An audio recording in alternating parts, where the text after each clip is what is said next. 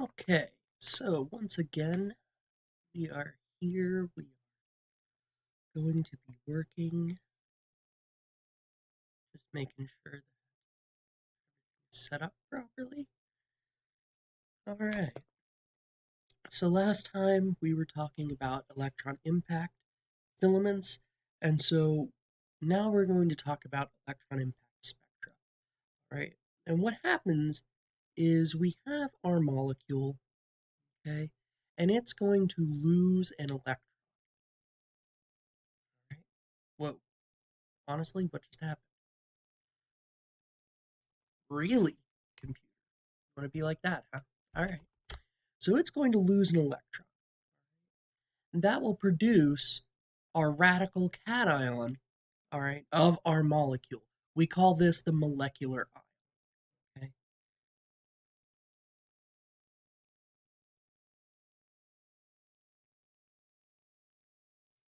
Call that the molecular ion. Now this can be fragmented further, okay, by the loss of, or I should say by, energetics. It will break down into other fragments. Okay, we can get, fragment A plus some neutral compound. Okay, and, fragment A can then go and fragment again.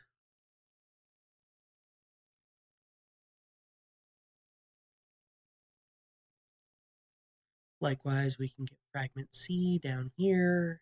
That can fragment again.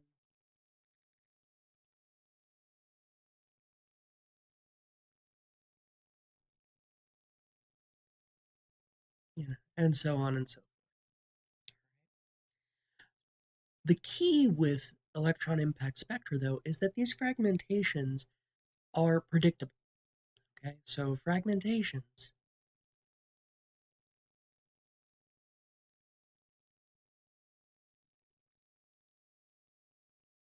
predictable.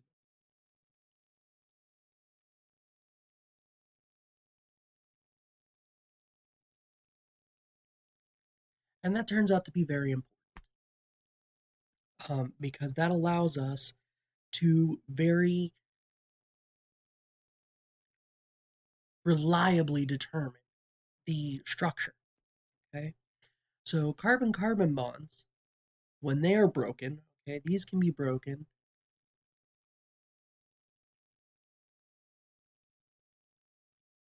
and they will follow, okay, they will follow the rules for radical cation formation.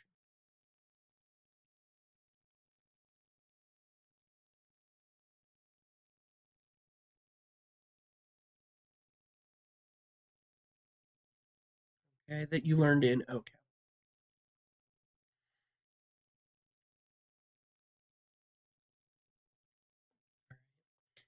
And so, essentially all that's saying is that tertiary cations will be more stable than secondary, which will be much, much more stable than primary, right? This also implies that carbon-hydrogen cleavages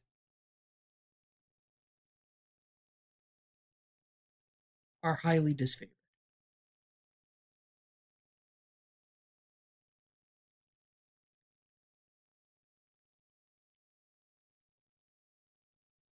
Okay, it doesn't happen.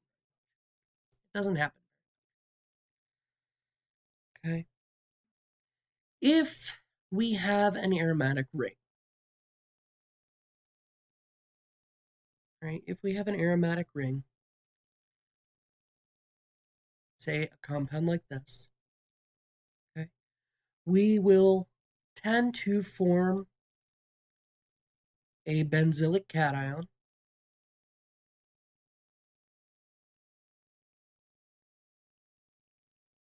Okay. And that will result in a homolytic cleavage of this bond right here. Okay. And so we will lose the R group as a radical, and we will be left with a benzylic cation. Okay, right, and these typically show up at M to Z of 91. Okay, so if there's an aromatic ring, you see a loss of 91, or you see an M to Z 91 peak, chances are that says, oh, I had something attached to a benzene. Okay.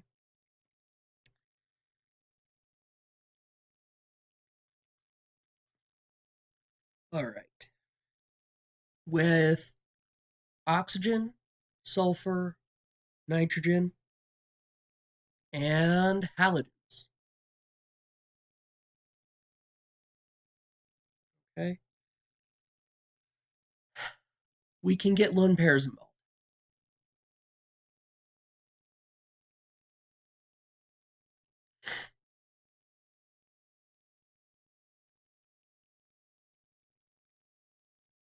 All right.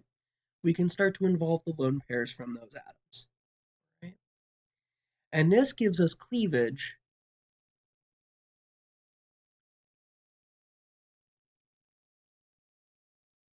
okay, at alpha beta bonds. Okay. So between the carbon that is alpha to the heteroatom and beta to the heteroatom. So one carbon away and two carbons away. All right. So for example, if we have 2-butanol, okay, 2-butanol has an alpha carbon here and a beta carbon here and here. Okay. So we'll see cleavage, all right, at this bond and at this bond. That's our primary or two major sources of bond cleavage. Okay. We will also get a few other things, right? But we're going to go through this one at a time. All right. So, one possible thing that can happen is we can have our hydroxide be the source of our radical cation, right? And we can have the cleavage of this bond here, okay?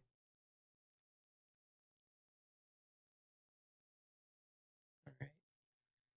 That will allow a single electron to be pushed up onto here, which gives us an acylium ion.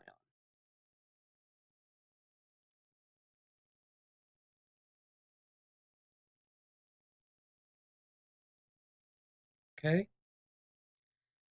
This would have a mass to charge ratio 73. And if you're keeping up, this is M minus 1, right? Because we've lost one hydrogen. That's one cleavage. An additional cleavage would be if we took our 2-butanol, okay, still had our radical cation here. But instead of breaking the hydrogen bond that's on this carbon here, we instead break this bond. That allows us again to form our acylium ion. All right. And what we get is this cation. This is M to Z equals 59. Thank you, computer, for screwing that up. 59. or M plus minus 15. Where did I get the 15? Right? This is the mass of a methyl group. Right? Just like here, this is the mass of a hydrogen atom. Right? So you can see that we can start to think of the different fragments as being the molar weight minus some other minus what was lost. Right? Third cleavage, right?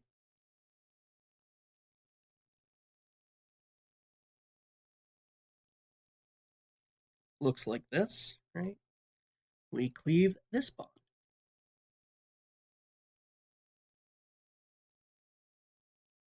And so what we're left with is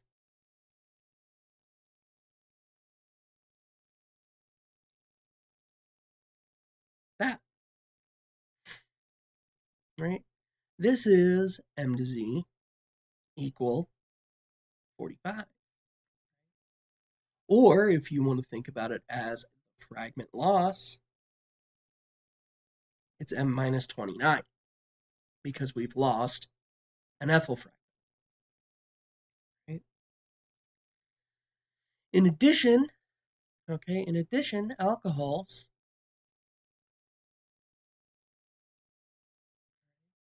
will show loss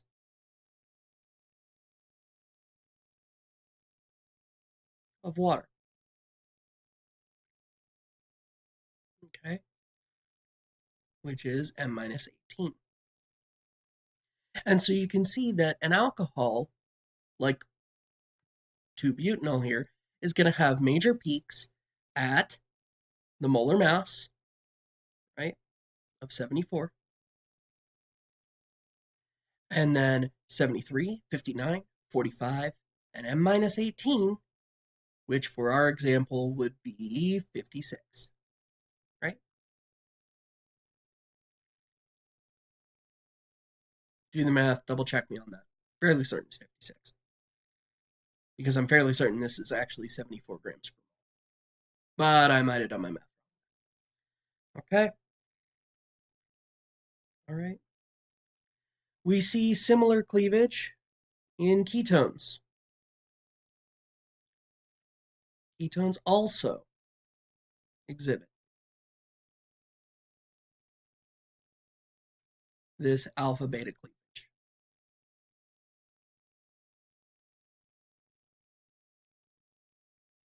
Okay.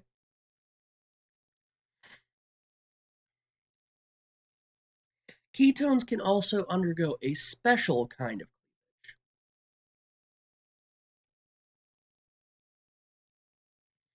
And that cleavage is called the Mcclafferty Rearrangement.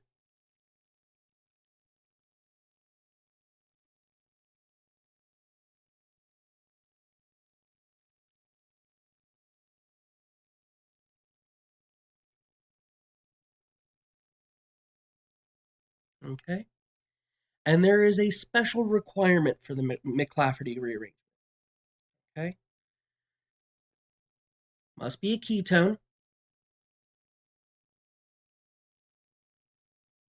And it must have gamma hydrogens. Okay. Which means that 3 carbons away,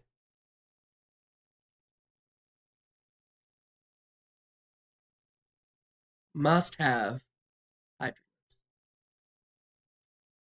in order for this to happen. Okay. So we're going to examine a very simple ketone for this. Right. So 2-pentone. Right. 2-pentone. So here's our alpha carbon, beta. Here's the gamma. Okay. This gamma has 3 hydrogens. Right. So due to free bond rotation, this molecule can rearrange itself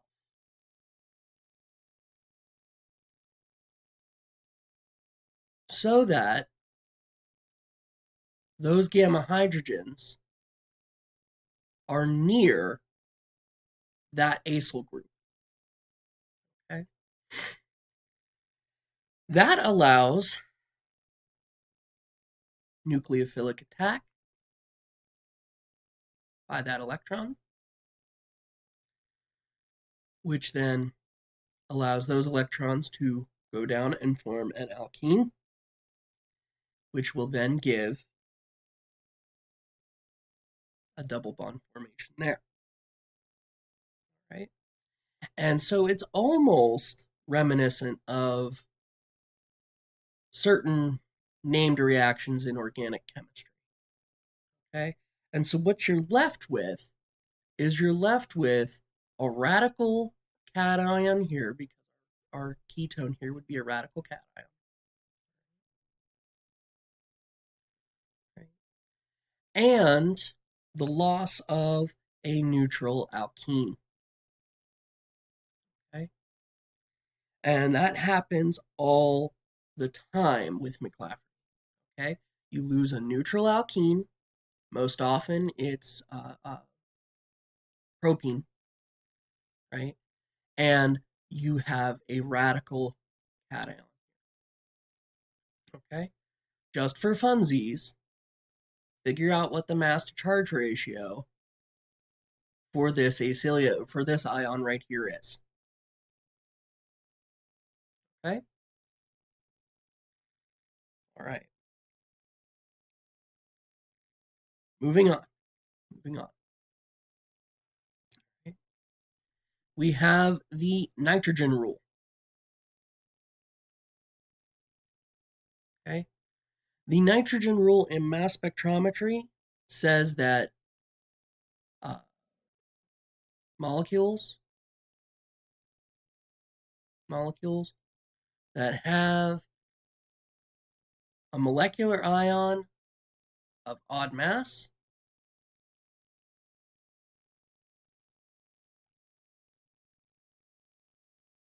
have an odd number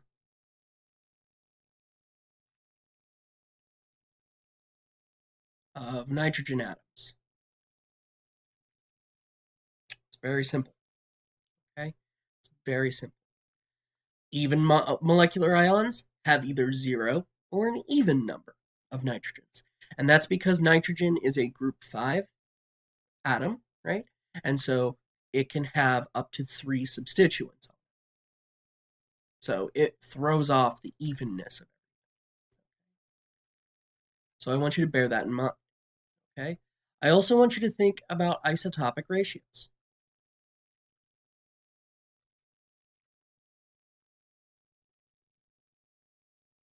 Okay?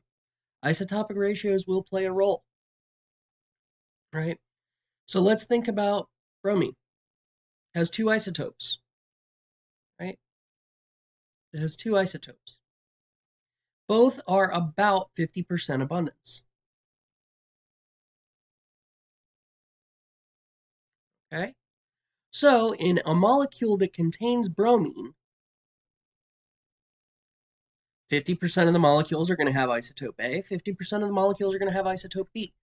And so as a result, we end up with, in our mass spectrum, 2 equal peaks, right? But chlorine, right, has 2 isotopes, or is it 2? Yeah, 2 isotopes.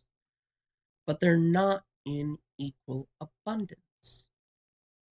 They're not in equal abundance. Notice.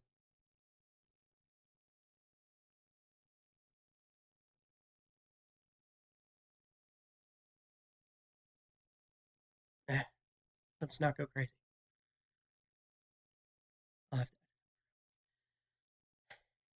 If a molecule has 2 bromines, then,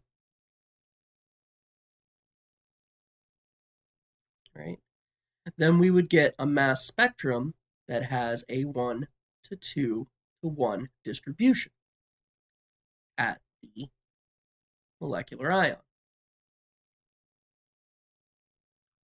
Okay? So think about isotopic ratios as well. Chlorine, I believe, has 3 isotopes. I don't remember off the top of my head. And it also has a 1:2 to 1 ratio, right, at its molecular ion because the isotopes are in abundance at about 25%, 50%, 25%. Okay? But you may be wondering, oh, well, why is this pattern for 2 bromines the same as it is for chlorine? Think about that. I'm going to draw something. Some of you are having flashbacks to genetics, right? 25% of the time you have 2 isotopes, right, that are the same. 50% of the time you have 2 isotopes that are different masses. So that's how you get into bromines a 1:2 to 1. Okay? And they will then have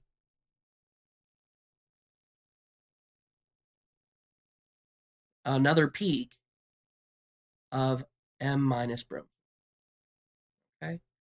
So, how does this all come together? When you're looking at a mass spectrum, okay, the first thing you want to do is try to identify, if you can, the molecular ion. Okay? And you can assume that that is approximately your molecular weight. Right? Then you want to look at the other principal peaks. Okay? And you'll learn over time the difference between a principal peak and not a meaningless peak, but a non-principal peak, right? These would be non-principal peaks. There's not a lot of them, right? Okay?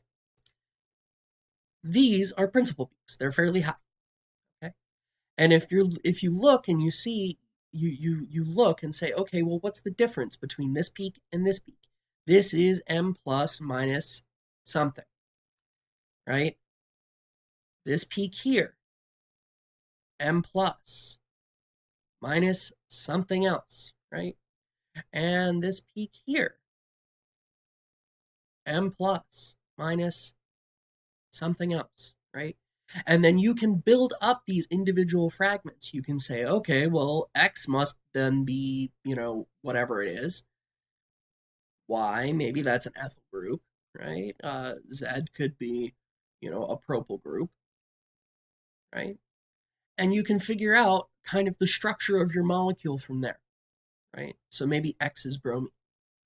Right? And you can confirm that by seeing if it's just one bromine, you'd see that distribution, right? As much as of a mess as I've made that. Right? Okay, so isotopic ratios are your friends.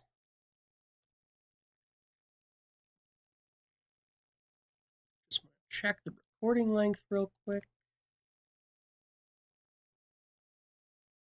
Yeah, we've got a few more minutes.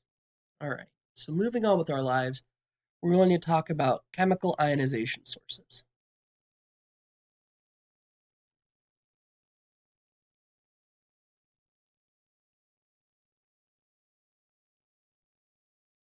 And if you're really cool, you call them CI.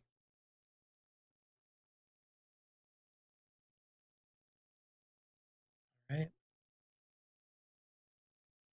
So chemical ionization sources. These work by impacting analyte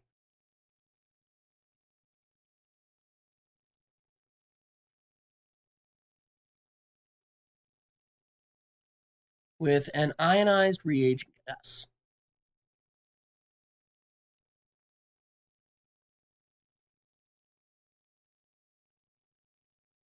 Okay? Most frequently is methane. Okay? All right? Key thing here is that our partial pressure of our reagent gas is going to be significantly higher than the partial pressure of the analyte. All right? So, methane, when it's ionized, right, when it's ionized, will produce methane radical cation, but it will also produce that one and methylene radical cation. Okay.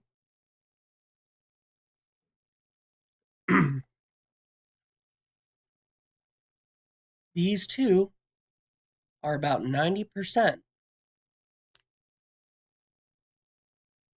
of the ions present. Okay.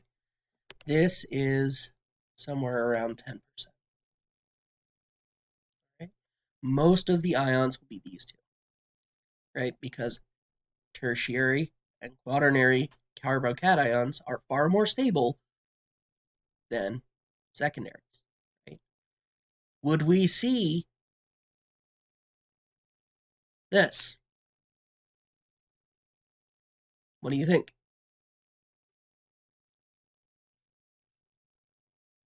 In theory, yeah, it's possible. It's possible. In practice, unlikely, right? We know that because primary carbocations are horrifically unstable.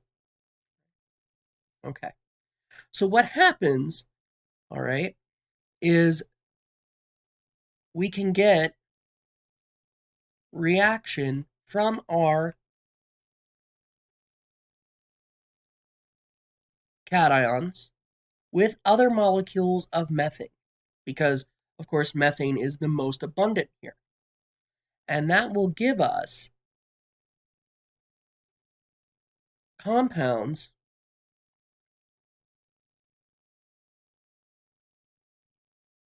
gas phase stuff that probably wouldn't normally exist, right?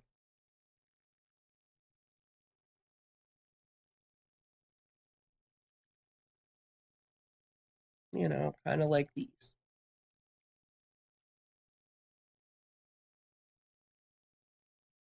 All right. And these are going to be our major constituents.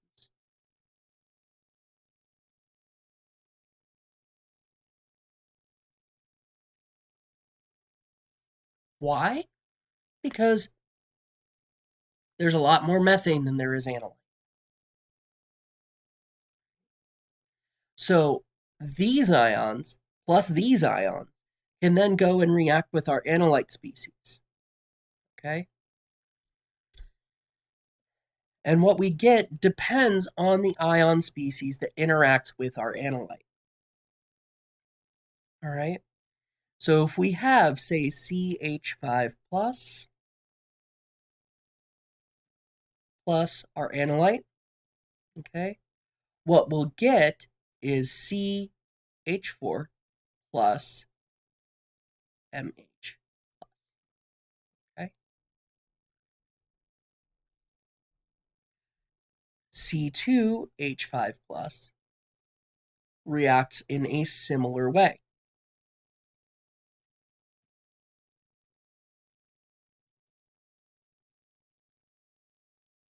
Right? And this makes sense because this gives us ethene. This is methane. This gives us ethene. Right? We can also, if our molecular ion has an ionizable hydrogen, lose a hydride from our molecular ion to get ethane. Okay? So these two, you'll notice, are H plus transfers. Their M to Z is going to be equal to M plus 1. All right? Down here, we just get our molecular ion because this is an H minus transfer. Okay? All right? A more rare reaction that will occur in chemical ionization is C2H5 plus a hydride bearing analyte, and the two just kind of sticking together. Okay? And so the M to Z that you see would be equal to MH plus 29. All right, for the molecular ion. Okay. So if you see that, that's kind of a sign that chemical ionization has been used in your mass spectrum. Okay. And you can also see why this is a kind of soft technique, because the analyte is being indirectly ionized, unlike in electron impact where it was slammed with electrons. Okay. In the next video, we'll talk about electrospray ionization. And then after that, we're going to start on chromatography. So we are very quickly approaching the final materials for this course. If you have any questions, please don't hesitate to ask. Office hours, okay? I'm planning on doing my office hours Thursdays. All right? From 11:30, or sorry, 12:30. 12:30 to 3:30. Okay? And those will be virtual office hours. Okay? We can get together by Google Hangout, what have you. I could try to set up a Zoom meeting, something of that nature. Okay? Just let me know what would be most convenient for you. Send me an email saying, "Hey, Dr. C, I'd like to, meet up with you during your virtual office hours." Okay?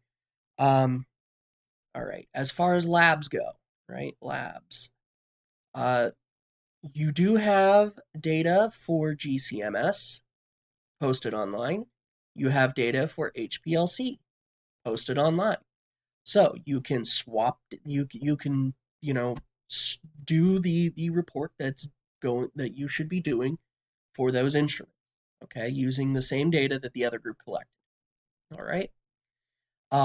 Your unknown analysis.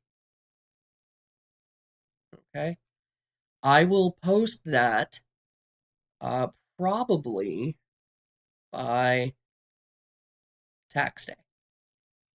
Okay, that should be on Joule. Okay.